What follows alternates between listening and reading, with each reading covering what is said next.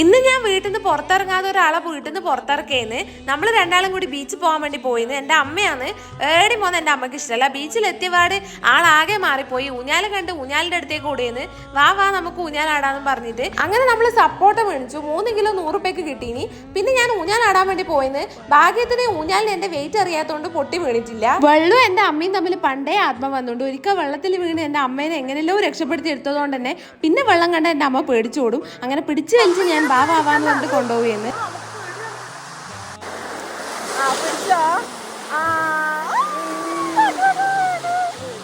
വെള്ളം കാലിൽ മുട്ടിയിട്ടില്ല എന്ന് പാകത്തിനാവുമ്പോൾ തന്നെ എൻ്റെ അമ്മ പേടിച്ച് ഓടിയിട്ടുണ്ട്. വേണ്ട ഐശു വേണ്ട, നമുക്ക് ഇത് വേണ്ട എന്ന് പറഞ്ഞിട്ട് ഓടി.